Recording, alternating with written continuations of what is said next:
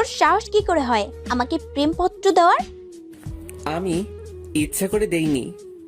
তোকে আর কিছু বলতে হবে না। তোদের মতো কিছু ছেলের জন্যই আজকে মেয়েরা সমাজে অবহেলিত। প্রথম দিন ভার্সিটিতে এসেই মেয়েদের প্রেমপত্র দেওয়া শুরু। জানি না সামনে আর কি করবি। তোকে দেখে তো মনে হয় একদম নিষ্পাপ বাচ্চা, কিন্তু তুই যে এমন একটা কাজ করবি তা তোকে দেখে কেউই বুঝতে পারবে না। আর শোন, কখনো কোনো মেয়ের সাথে এই রকম করবি না। মাথা নিচু করে দাঁড়িয়ে আছি। অনেক ছাত্রছাত্রী দাঁড়িয়ে আমাকে দেখছে। কোনো কিছু না করেও এইভাবে সবার সামনে অপমানিত হলাম। অবশ্য অপমানিত হওয়া আমার কাছে নতুন কিছু নয়। সেই ছোটবেলা থেকেই অপমানিত হয়ে আসছি। বাবা মা মারা গেছে তখন আমি অনেক ছোট। তারপর থেকেই এতিমখানায় বড় হয়েছি। এইচএসসি পর্যন্ত সেখান থেকে পড়ালেখা করেছিলাম। কিন্তু যখন আমার বয়স 18 হলো, তারপর তারা আমাকে কিছু টাকা দিয়ে বলল যে এখন থেকে আমি আর এখানে থাকতে পারবো না। সেখান থেকে চলে আসার পর বুঝেছি জীবন সংগ্রামে বেঁচে থাকাটা কত কঠিন।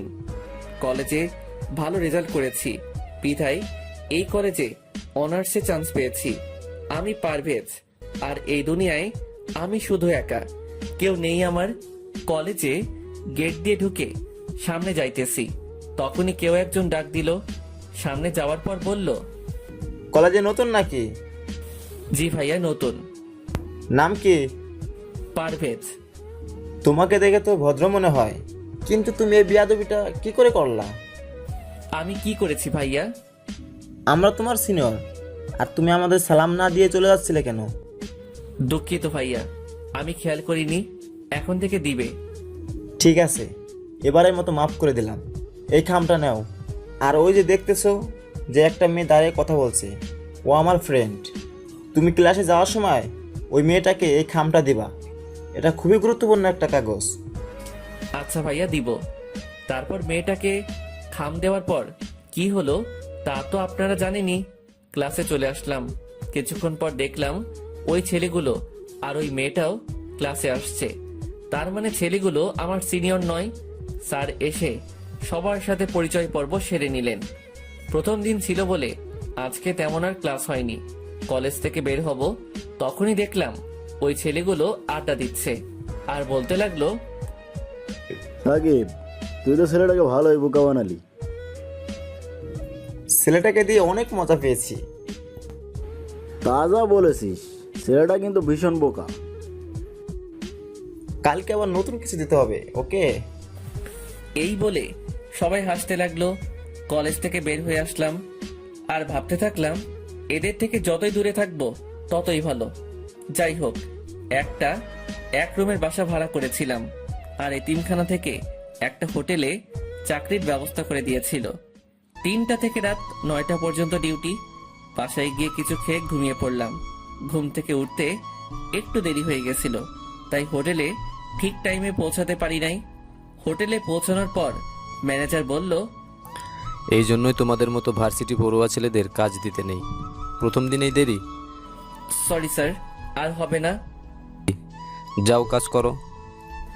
রাত 9টার সময় কাজ শেষ হলো। বাসায় আসতে আসতে 10টা বেজে গেল। রাতের খাবার হোটেলেই খাই। বাসায় এসে পড়তে বসলাম। পড়া শেষ করে ঘুমাতে গেলাম। সকালে ঘুম থেকে উঠে ফ্রেশ হয়ে কিছুক্ষণ পড়লাম। তারপর কলেজে গেলাম। কলেজে যাওয়ার পর আবার সেই ছেলেটা সাকিব ডাক দিল। তোকে না বলেছিলাম আমাদের সালাম দিতে? সালাম কেন দিব? আমরা তো একসাথেই পড়ি। তোরে তো।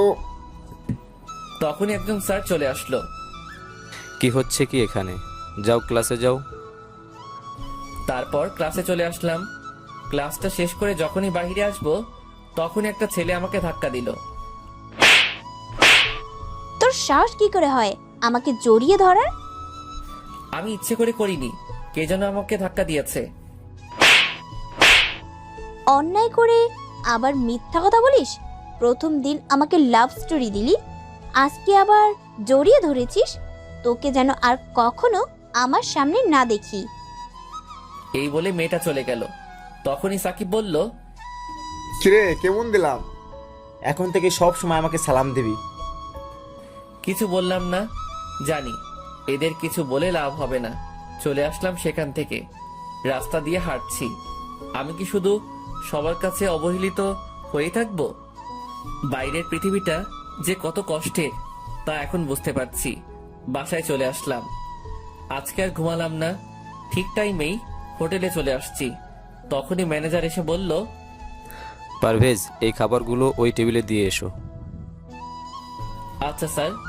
খাবার দিতে গেলাম, তখনই একজন বলল, এতক্ষণ লাগে খাবার দিতে? সে কখন থেকে অপেক্ষা করছি। ঠিক টাইমেই তো দিলাম স্যার। আবার মুখে মুখে কথা, যাও এখান থেকে। চলে আসলাম ওখান থেকে, ঠিক টাইমে খাবার দিলাম। তারপরে বলে যে দেরি হয়েছে। হোটেলের কাজ শেষ করে বাসায় চলে আসলাম। কিছুক্ষণ পড়ার পর ঘুমোতে গেলাম। শুয়ে শুয়ে ভাবছি, আমার জীবনের লক্ষ্য কি? এই দুনিয়ায় তো আমার কেউ নেই, না আছে কোনো আত্মীয় স্বজন, না আছে কোনো বন্ধু। আমার সাথে তো কেউ ভালো ব্যবহার করে না। জানি না এই অবহেলিত জীবনের সমাপ্তি কখন ঘটবে। আমি মরে গেলে আমার লাশ দাফন করার জন্য কেউ থাকবে না। এসব ভাবছি আর দু চোখ বেয়ে পানি পড়ছে। সকালে ঘুম থেকে উঠে কিছুক্ষণ পড়লাম, তারপর কলেজে আসলাম। ক্লাসে বসে আছি, সবাই যার যার মতো আড্ডা দিচ্ছে, আর আমি পিছনের বেঞ্চে বসে আছি। কারণ হলো আমি তাদের মতো নই। হঠাৎ করে সাকিব বলল, কিরে, তুই প্রতিদিন একই শার্ট পরে কলেজ আসিস কেন? কলেজের মানবতার দেওয়াল থেকে কিছু কাপড় নিস, ওগুলো তোর পরনের কাপড় থেকেও ভালো। এটা বলার পরই সবাই হাসতে লাগলো, আর আমি মাথা নিচু করে চোখের পানি ফেলছি। স্যার ক্লাসে আসলো, পড়ানো শুরু করলেন। ক্লাস শেষ করে কলেজ ক্যান্টিনে আসলাম।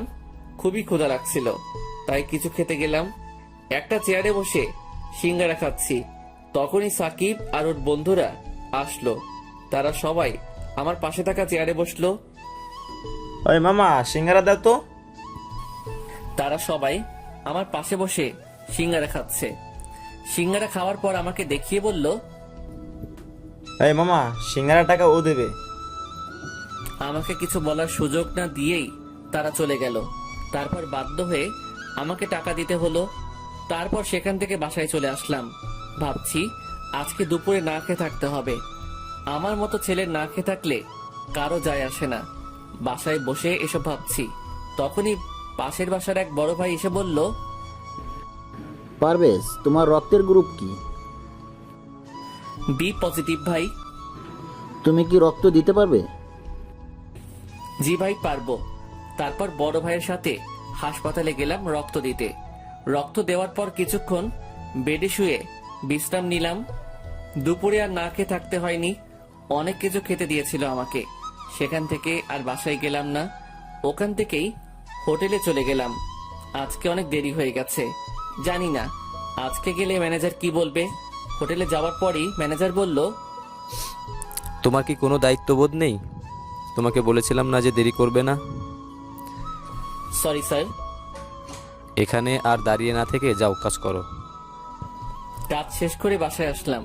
শরীরটা খুবই খারাপ লাগছে, তাই আজকে আর পড়তে বসলাম না, তাড়াতাড়ি ঘুমিয়ে পড়লাম। সকালে ঘুম থেকে উঠে কিছুক্ষণ পড়লাম, তারপর কলেজে গেলাম। কলেজে যাওয়ার পর সাকিব ডাক দিল। ওদের ওখানে গিয়ে দেখলাম ওরা সবাই সিগারেট খাচ্ছে। আমি আবার সিগারেটের ধোঁয়া সহ্য করতে পারি না, তাই বললাম, যা বলবেন একটু তাড়াতাড়ি বলবেন। আমি সিগারেটের ধোঁয়া সহ্য করতে পারি না। আমার কথা শুনে ওরা সবাই হাসতে লাগলো। তারপর সাকিব বলল, তোকে তো আজকে এত সহজে ছাড়ছি না। তুই এখন আসমাকে গিয়ে প্রপোজ করবি, তা না হলে তোকে সিগারেট খাওয়াবো। আসমাকে? এখন আসমাকে চেনো না? যার কাছে তুই থাপ্পড় খাইলি সে হলো আসমা। আমি এটা করতে পারবো না। তাহলে তোকে জোর করে সিগারেট খাওয়াবো, তাও আবার অন্য স্টাইলে। এই গাঁজাগুলো সিগারেটের ভিতর ভর, তারপর ওকে জোর করে খাওয়াবো। দয়া করে আমার সাথে এমনটা করবেন না। তাহলে যা, আসমাকে প্রপোজ কর। বাধ্য হয়ে প্রপোজ করতে গেলাম। আসমার সামনে গিয়ে মাথা নিচু করে আসমাকে প্রপোজ করলাম। ছোট লোকের বাচ্চা, তুই আবার আমাকে প্রপোজ করেছিস? তোকে বলেছিলাম না আর কখনো আমার সামনে আসবি না। তারপর আমাকে প্রিন্সিপালের রুমে নিয়ে গেল। স্যার আমাকে অনেক বিরক্ত করছে। তুমি আসমাকে বিরক্ত কেন করছো? তোমাদের মতো ছেলেদের জন্য কলেজের মান সম্মান নষ্ট হয়। আমি তোমাকে কলেজ থেকে বহিষ্কার করব।